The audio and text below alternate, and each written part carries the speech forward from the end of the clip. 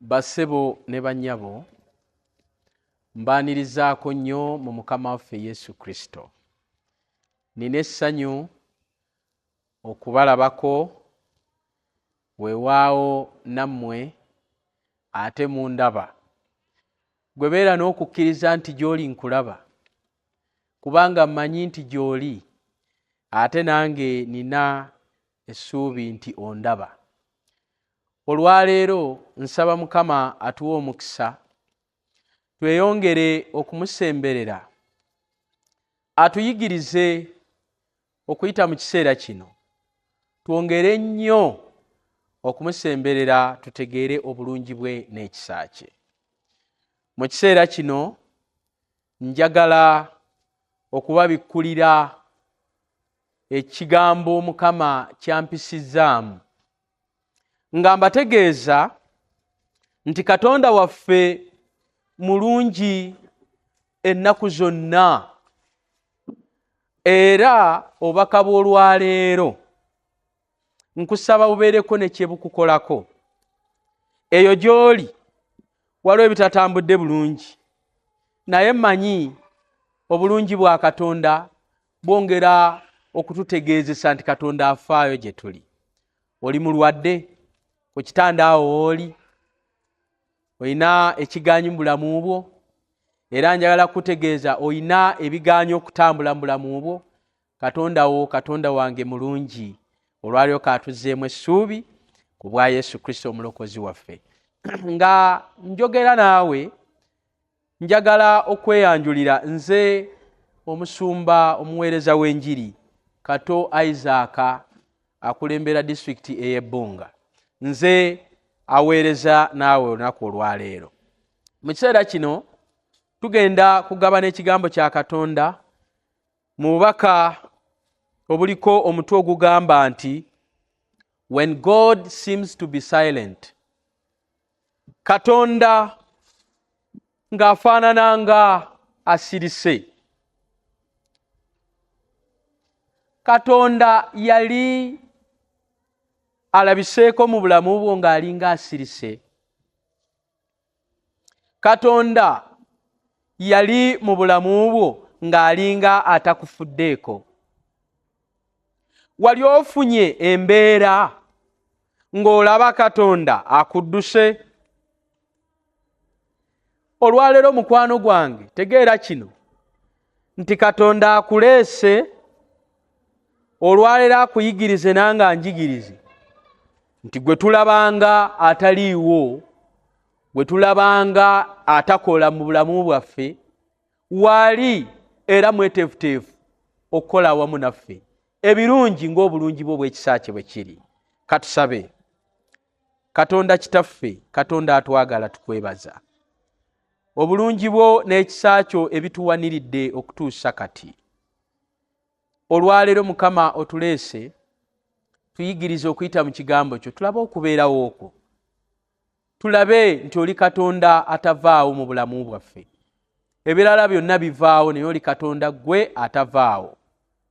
Sigala ng'ofuga mu bulamu bwaffe ku bwa Yesu Kristo omulokozi waffe. Amiina.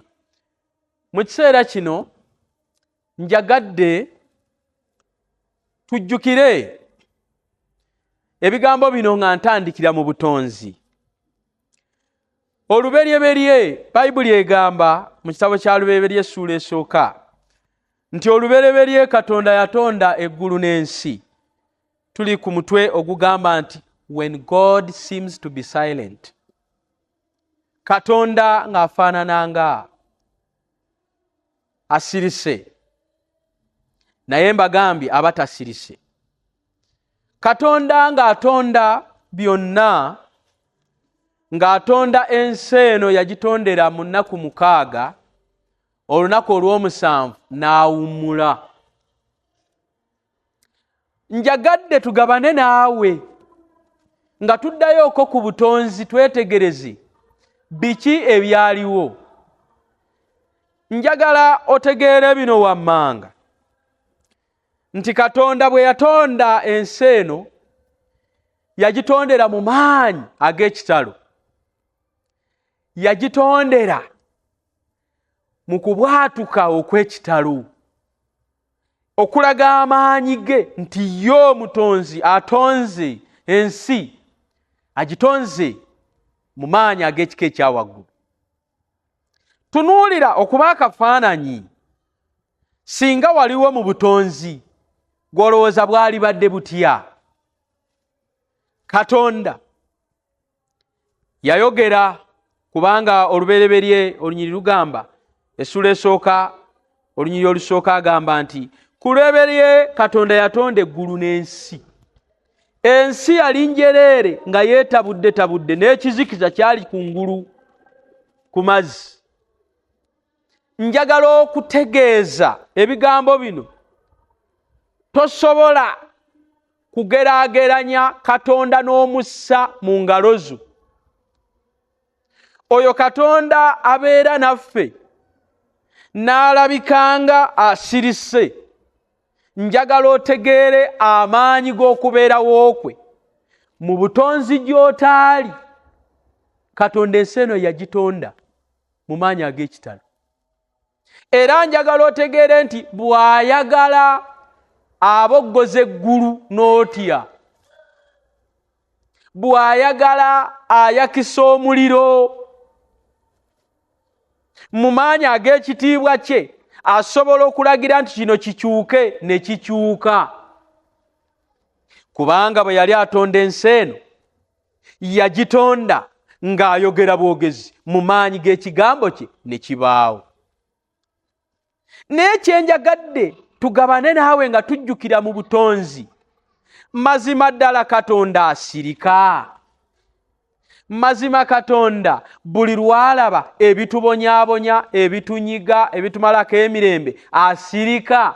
Njagala okuwa amawulire amalungi. Katonda tasirika. Katonda atasirise, wadde alinga asirise tasirika. Katonda ensi eno agimanyi bulungi kubanga ye yagitonda. Era olunaku olusooka yatonda eggulu n'ensi. N'olunaku olwokubiri n'abaako ne kyatonda mu maanyi ag'ekigambo kye ne bibaawo.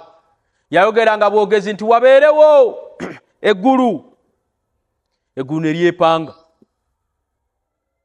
Wabeerewo ekiddako, ekyo nakyo ne kijja. Ebimera bijje, nabyo ne bijja. Emiti ne gijja ne giteekako emiyembe. Amaanyi g'ekigambo kye ge gaatonda ensi eno n'ebeerawo. Kale okutegeeza n'okutuusa leero Katonda akyayogera. Wulira bwe yatuuka ku migga n'agamba ennyanja n'ensula ez'amazzi byonna bibeerewo.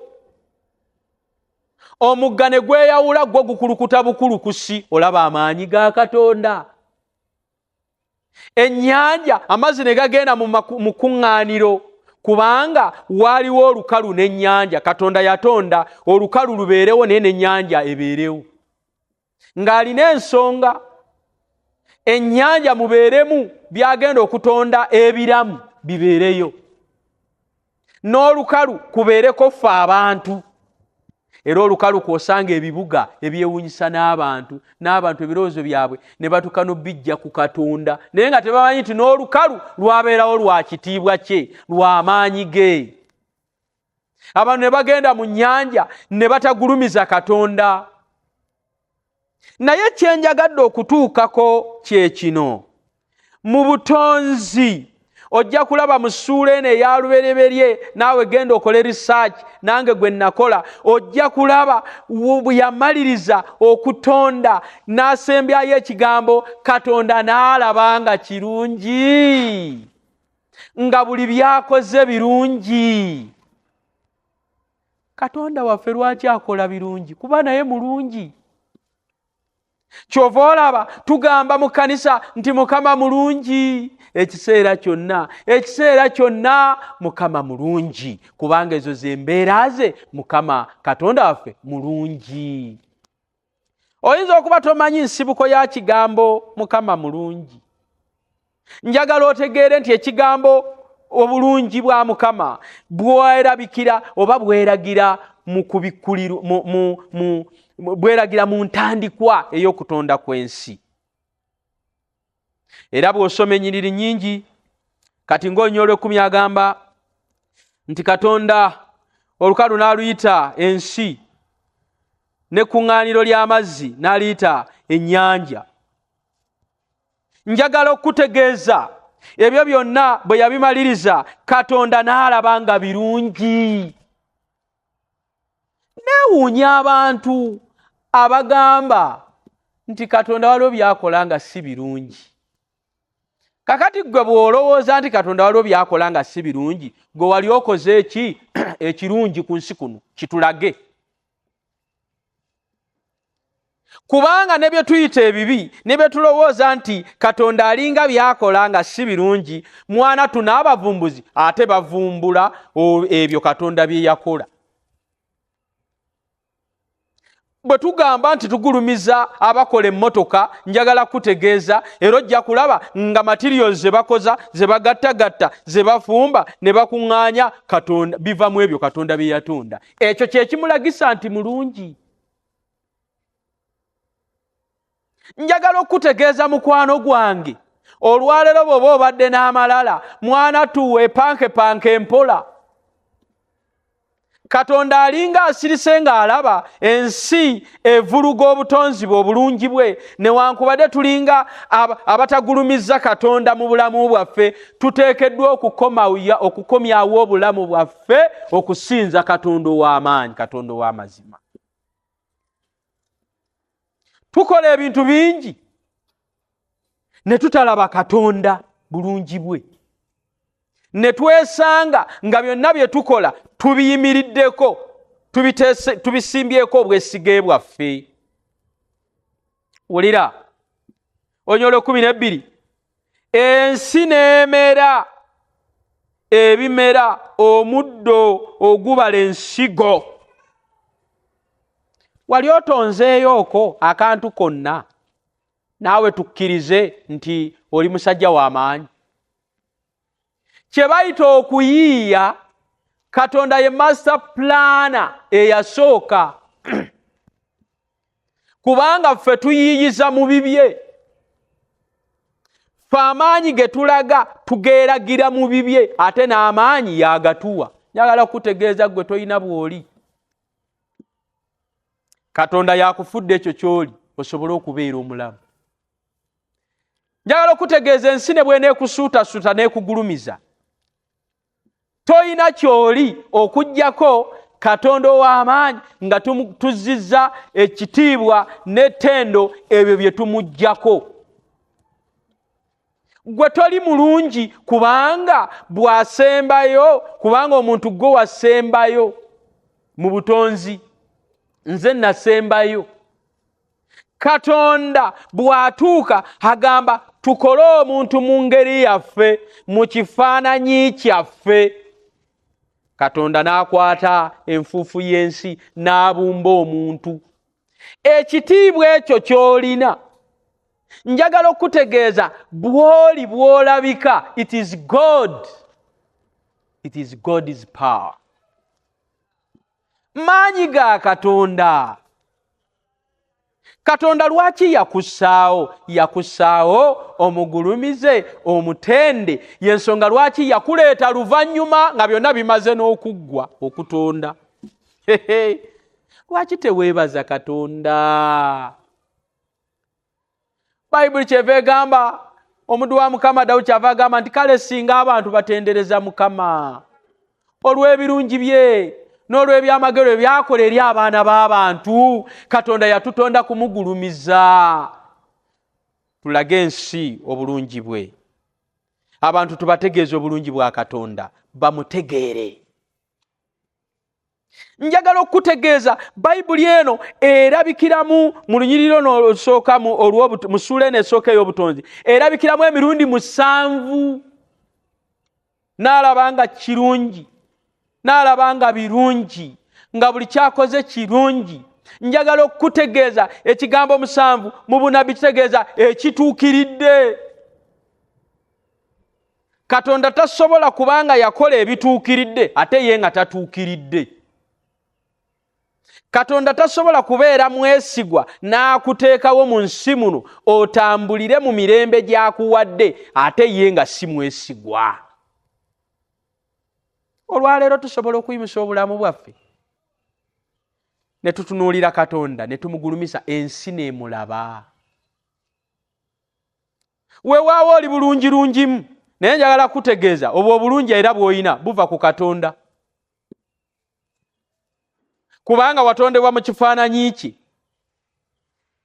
watondebwa mu maanyi ge, kyali kiteeso kye. Kati tolina bulungi bwonna woobujja okuleka Katonda waffe. Bayibuli bw'eba ennyonnyola eraga obulungi bwa Katonda emirundi 7, ekitegeeza ekituukiridde. Njagala okubategeeza, mbakoowole, ffenna tuddeyo mu butonzi tuteebereze amaanyi ago Katonda ge yatonderamu ensi. Mazima ddala ggwe singa yakusoosa waalya ate oba weepankapanka n'olwaleero. Kati ate Katonda aba kukuleeta n'asookera ku ggwe, n'olaba ng'ebimera bijja olaba, n'alagira eggulu n'ensi ne lijja ng'olaba. Mwanattu n'alagira ebimera bijje, amazzi gakuŋŋaane ng'olaba, ate waali epansepanse kyenkana ki?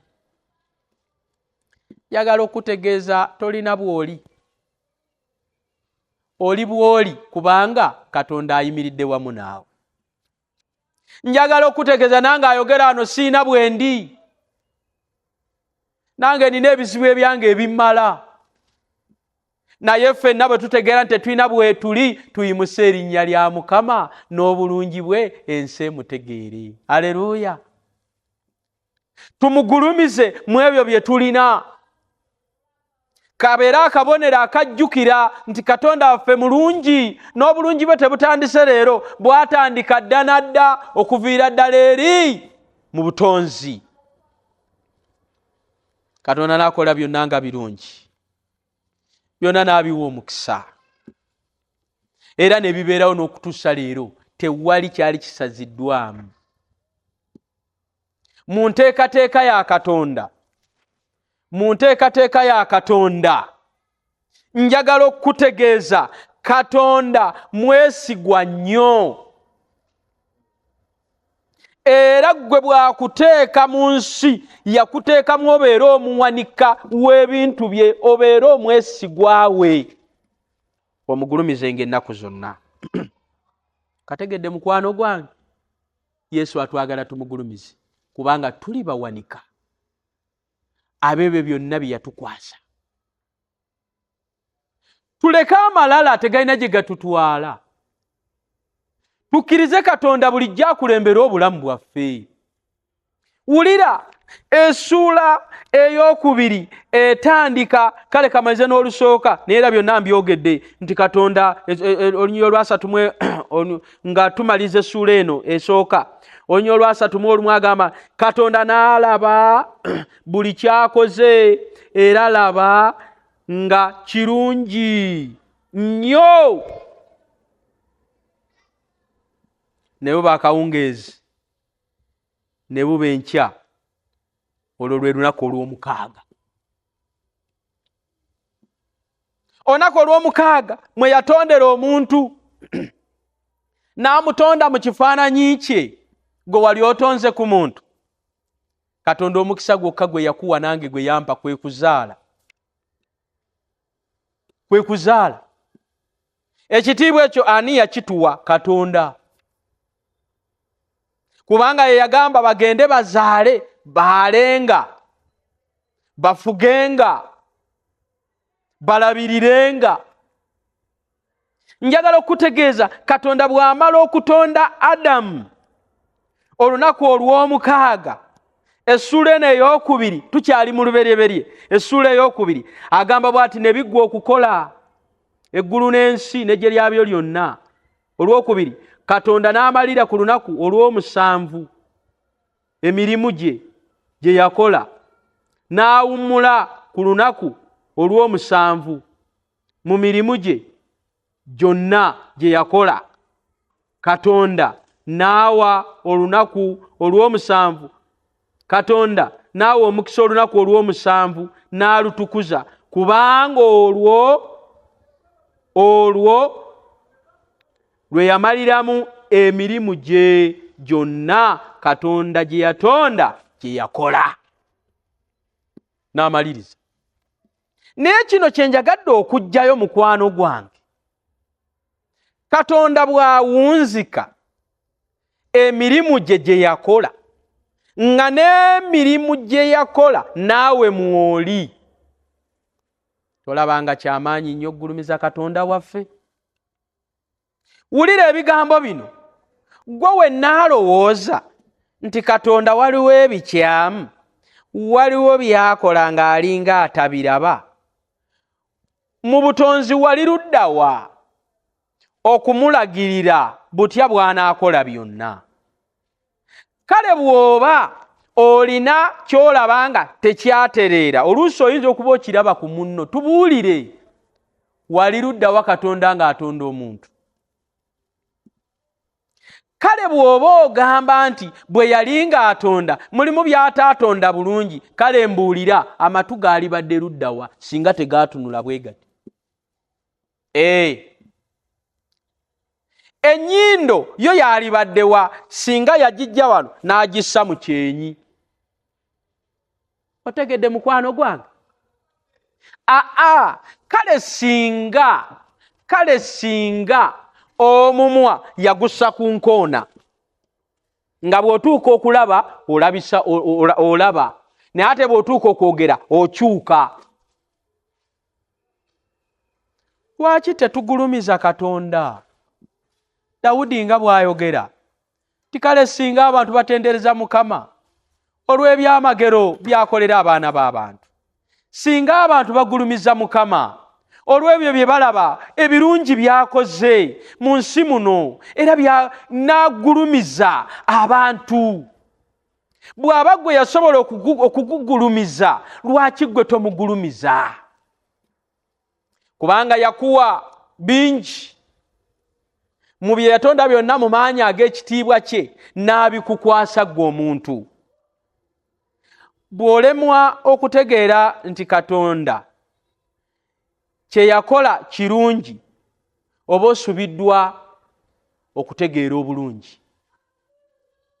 Kubanga oba oyagala kussa Katonda, ekyokuyiga kino nsaba mukwano gwange tukomyewo ebirowoozo nga mpunzika. Lwaki tuyiga ku butonzi? Ekyokuyiga kino nga nkijjeyo nti Katonda afa, wadde nga afaanana nga asirise, tasirise. Katonda waffe waali eyatonda ensi eno mu kitiibwa kyayo n'okutuusa leero yakyafuga. Aleluya! Katonda nga bwe yakukola n'olaba nga mu butuufu bwe yakukola bwebwo, era bw'otyo bw'osaanira, byonna bye yakola, bw'aba ennyindo yagissa walungi, mugulumize. Bw'aba omumwa yagukola bulungi, yaguteeka walungi, mugulumize. Ayina ensonga lwaki ekisige teyakirinaanya na nviiri. Ayina ensonga lwaki buli kimu yakikolanga bwe kiri, emikono n'akuwa ebiri. Nze neewuunya abantu abaagala okukyusa obutonzi bwa Katonda. Kale bafubye, naye gye bakomye okufuba era bibalemye nnyo.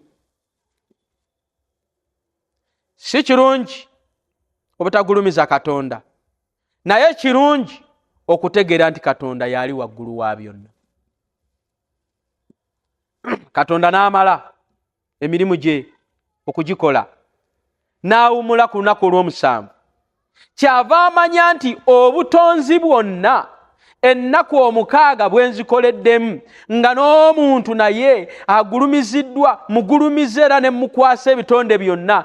Njagala okutegeeza Katonda waffe mulungi, kubanga ye yakulaakulanya omuntu okuviira ddala ku lunaku olusooka.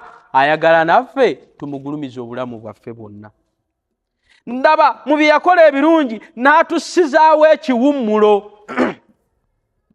Katonda n'awummula era n'agamba abantu bange kyansonga okuwummula. Newankubadde mbawadde ogw'okulabirira naye kyansonga abantu bange okuwummula. Kyava tuterawo ekiwummulo ekya Ssabbiiti. Mba musanyufu nnyo buli lwe nnyingira mu Ssabbiiti ya Mukama Katonda kubanga ntegeera obulungi bwe.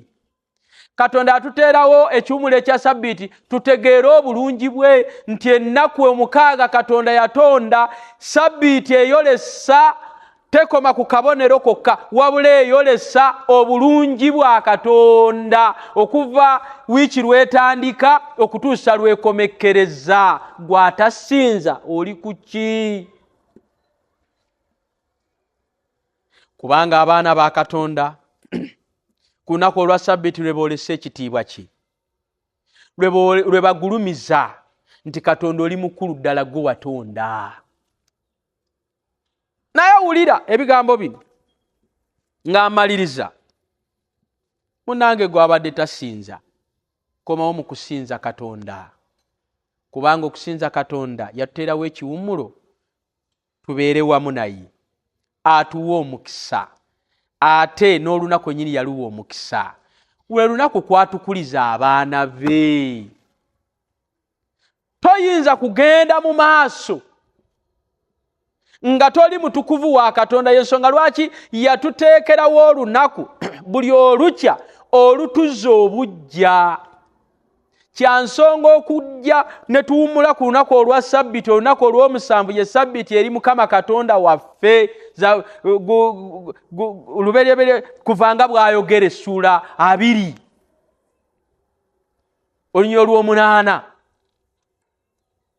nti ennaku omukaaga mukole naye muwummule ku lunaku olw'omusanvu ye Ssabbiiti eri Mukama Katonda waffe. Ne Ezeekeri 2 naye ayogera nemba Ssabbiiti okuba akabonero kange akaawula wakati wange eri abantu bange n'abatali bange. Katonda mulungi, bye yatonda byonna birungi, bye yatuteerawo birungi. Olwayo tumugulumize nga tusinza ne ku lunaku olwa Ssabbiiti. Njagala okukutegeeza okulaga nti Katonda mulungi. Wulira Bayibuli egambye ne biggwa okukola eggulu n'ensi n'eggye lyabyo lyonna. Ng'amaze okutonda ensi byonna biwedde. Byonna biwedde. Twagala okulaba Katonda wanteekateeka wadde alinga asirise gy'ali alaba. Wali alaba buli ekigenda mu maaso. Ali mu kontro ya buli kimu. Oba mu bulamu bwo walabira ddala nga Katonda tokyali mu kontro yi. Nga bw'olaba Katonda yayawukana dda naawe, olwali okomyawo ebirowoozo byo. Genda nange mu ssuula eno ey'okubiri eya lubereberye olunyiro lw'18. Wulira ebigambo bino. Mukama Katonda n'ayogera nti si kirungi omuntu okubeera nga yekka, n'amukolera omubeezi amusaanira. Wano weetegerezeyo kuba njagala kuwunzikira wa. Katonda mu birungi bye yatonda byonna. Njagala weetegereze mu birungi bye yatonda byonna ebyali bituukiridde, tewali mbeera yonna yayinza kubigaana kutuukirira. Naye mu ssuula eno ey'okubiri mu lunyiro lw'18 twagala twetegereze Katonda bwe yalaba olw'okuba mulungi, bwe yalaba ekitateredde mu biteredde, nakyo n'akitereeza, kubanga waali atajja kubaawo, agenda kubeerawo emirembe n'emirembe. Haleluya. Njagala okutegeeza Katonda bwe yalaba obutonzi nga bumaze okuggwa, Katonda n'alaba ekitali kirungi mu birungi. Okategedde nyaako? N'alaba ekitateredde mu biteredde. Era kyava agamba nti Mukama Katonda n'ayogera nti si kirungi omuntu okubeera yekka. kubanga ku luli yali amaliriza obutonzi ng'atonze Adamu omusajja yekka. Bw'atunula mu lusuku Adeni n'alaba ng'enkoko erina empanga, n'alaba ng'enkobe erina ensajja, waliwo ensajja n'enkazi, n'alaba enjovu ng'erina ensajja n'enkazi. Katonda n'agamba abamu nno balowooza nti Katonda ayina bye yeerabira. Njagala okutegeeza mukwano gwange, nteekateeka ya Katonda talina kye yeerabira. Naye tegeera butegeezi nti Katonda okutegeera kwe kuli waggulu nnyo. Kale oba ayina kye yali yeerabidde ddala ddala bw'osoma olunyiriri, mpaayo olunyiriri nange ndutegeere. Adamu ye yagenda ategeeza Katonda nti Katonda olina kye weerabidde? Ensolo ze zajja wali Katonda ne zimugamba Mukama waffe, niffe otutonze babiri babiri, niye nga waliwo kyolese Mukama waffe ye nga ali omu. Wawulirako kekyemulugunya. Era bwe kiba nga ekiteeso kyava oba okulaba kwava mu maanyi g'omutonzi, ekitegeeza buli kimu akiinako solution. Haleluya. Waliwo ebitatambudde bulungi mu bulamu bwo, naye njagala kuwa essuubi eddamu nti omutonzi waakyali mulamu, alina solution ku ebyo byonna. Haleluya. N'alaba nga si kirungi Adamu ng'ali yekka, n'agamba ŋŋenda kumukolera omubeezi ataamusaanira. Ekyo kitegeeza kirungi. Batheologian bagamba eri mu theology waabwe wano we bagambira nti oba Katonda ng'atonda ensi n'eggulu, oba waliwo elementi y'ekibi eyaliwo, kubanga eyabuzaabuza Katonda n'aba nga waliwo ky'ataalaba. Kubanga statement egamba nti Katonda n'alaba nga si kirungi, kitegeeza bo balaba nga kiringa ekyali ekibi ekyali kyenyizeewo. Kubanga ate ekitali kirungi kijja kitya mu birungi, nga n'ensi tennaba kugenda wala. Tegeera kino, eyo vaayo. Njagala otegeere kino mukwano gwange, nti master plana ayina bingi tebimuggwako n'okutuusa leero akyatuukiriza omulimu gw'obutonzi muggwe nange. Haleluya. Yensonga lwaki weebaka okuyita mu kiro ekiyenje ne kitakuyingira mu nnyindo, maanyi kyagalema okukiyingiza mu nnyindo, master plana waali. Haleluya. Ennyindo tezirina luggi, n'abamu bambi bwe twebaka si bulungi. Naye Katonda oyo asigala akola omulimu ogw'obutonzi, asigala awanirira amaanyi g'ag'obutonzi gakyatambula n'obulamu bwaffe n'okutuusa leero. Njagala kutegeeza Yesu waali afaanana ng'asirise Katonda, newankubadde afaanana ng'asirise, naye akyaliwo, akyakola omulimu gwe ogutuukiriza. Kubanga leero ne bulijjo agukola, yagukola okuva ku ntandikwa n'okutuusa leero. Ani yagamba nti Katonda yeerabira? Katonda kyava aleeta solution. No. N'akolera Adamu omubeezi amusaanira. Amawulire amalungi gali nti Katonda n'akituukiriza. Atuusa Adamu amulaga omukyala, banange Adamu yapaapaala, banange Adamu yalaba essanyu, kubanga master plana ayiyiza ekyomuwendo. Ali osanyukiddeko obulungi bwa Katonda bwakulaze ebbanga lyonna? Njagala okutegeeza olwaleero katugulumize Katonda nga tulaba nga Yesu asitula bizinensi zaffe.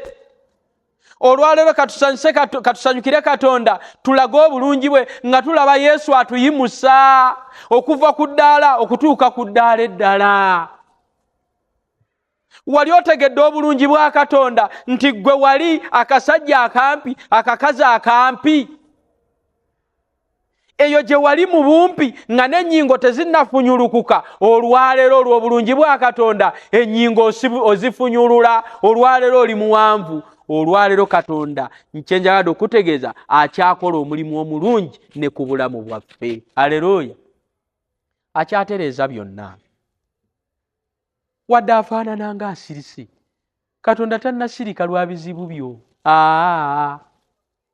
Bw'aba yakola ku bizibu by'abajjajjaffe abaatusooka mu kukkiriza, njagala okutegeeza n'olwaleero naawe ali wano, Katonda agenda kukola ku bizibu byo. Saba Mukama akuwa omukisa. Saba Mukama akuteeketeeke. Olwayo tugulumize Katonda. Tugulumize Katonda.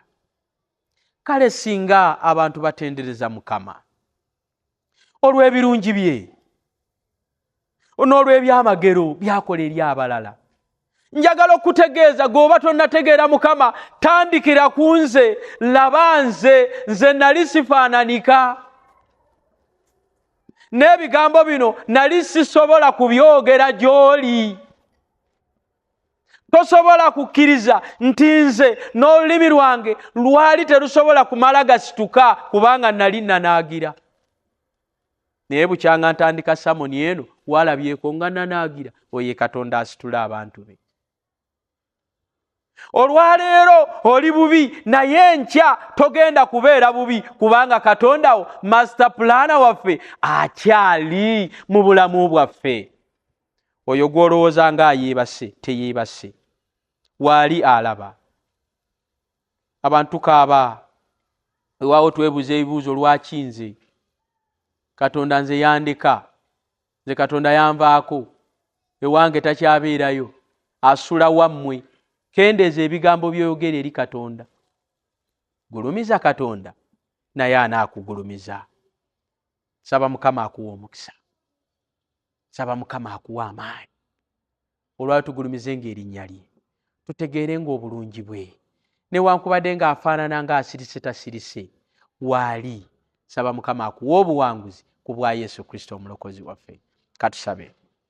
Ayi Katonda Kitaffe, Katonda ow'amaanyi, gwe Katonda gwe tulabye nga mu butonzi weeragirayo amaanyi, n'otubikkulira ebyama byo, ffe tutegeere tubeere bawanguzi olwaleero. Abaana b'abantu abalina okukkiriza okutono, tunafuwa nnyo. Buli lwe tulaba ebyo ebitutuuseeko ne tuggwaamu amaanyi, ne tutandika n'okwogera ebigambo ebingi. Naye ani atuyamba nga tuli emmere?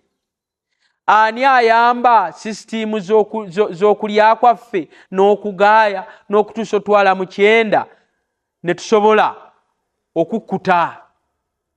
Ani atuyamba oyo atutambuza n'atuwa amaanyi? Tujjawa obuyinza obutugoloza emikono n'amagulu ne tudduka n'emisinde? Maanyi kyago. Ne tusimba olulagala ne kuvaako emimonde, ne tusimba ekiti kya muwogo ne kivaako emiwogo. Oli Katonda omugulumivu, oli Katonda omulungi, agwanidde okusinzibwa ennaku zonna. Tuwa amaanyi Mukama. Omulabi oyo wa TV muwa amaanyi, ayongere okutegeera obulungi bwo, ayongere okugulumiza Mukama, akusinze okuyita mu maanyi ag'obulokozi. Yesu okole ku bulamu bw'abantu bangi, ffenna tukutegeere ku bwa Yesu Kristo omulokozi waffe. Amiina.